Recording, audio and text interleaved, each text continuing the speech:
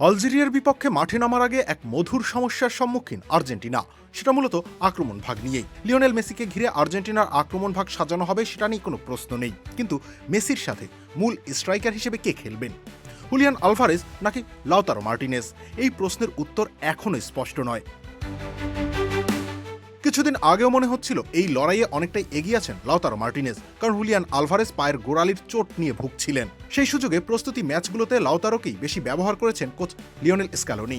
বিশেষ করে হন্ডুরাসের বিপক্ষের ম্যাচে নিজের সামর্থ্যের দারুণ প্রমাণ দেন ইন্টার মিলানের এই ফরওয়ার্ড। শুধু গোলই করেননি, সতীর্থ জুলিয়ান সিমিওনের গোলেও অবদান রেখেছিলেন। পুরো ম্যাচ জুড়েই ছিলেন প্রাণবন্ত, ফলে অনেকেই ধরে নিয়েছিলেন বিশ্বকাপের প্রথম ম্যাচে আর্জেন্টিনার আক্রমণের নেতৃত্ব তিনিই দেবেন। কিন্তু পরিস্থিতি বদলে গেছে খুব দ্রুত। Cool body spray, long-lasting fragrance. Get চোট কাটিয়ে এখন পুরোপুরি অনুশীলনে ফিরেছেন হুলিয়ান আলভারেজ। দলের সঙ্গে নিয়মিত ট্রেনিং করছেন, আর তাতেই নতুন করে ভাবতে হচ্ছে স্ক্যালোনিকে। কারণ আলভারেজ বড় মঞ্চের পরীক্ষিত সৈনিক। 2022 কাতার বিশ্বকাপে আর্জেন্টিনার শিরোপা জয়ের পথে অন্যতম গুরুত্বপূর্ণ ভূমিকা ছিল তার। সেই আসরে 7 ম্যাচে 4 গোল করার পাশাপাশি একটা অ্যাসিস্টও করেছিলেন তিনি। বড় ম্যাচে চাপ সামলে পারফর্ম করার যে মানসিকতা দরকার, সেটির প্রমাণ আগেই দিয়েছেন আলভারেজ।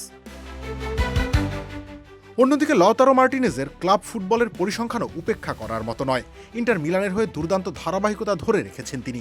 সর্বশেষ মৌসুমে 41 ম্যাচে করেছেন 22 গোল। গোল করার ক্ষমতা, বক্সের ভেতরে অবস্থান নেওয়া এবং সুযোগ কাজে লাগানোর দক্ষতায় তিনি এখন বিশ্বের অন্যতম সেরা স্ট্রাইকারদের একজন।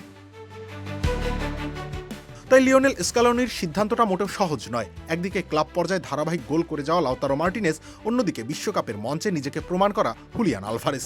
কাকে বেছে নেবেন তিনি? একাদশ নিয়েও বেশ রহস্য তৈরি হয়েছে। ম্যাচের আগে শেষ ট্রেনিংয়ে কিছুটা স্পষ্টতা মিললেও রক্ষণভাগ নিয়ে ধোঁয়াশা এখনও কাটেনি।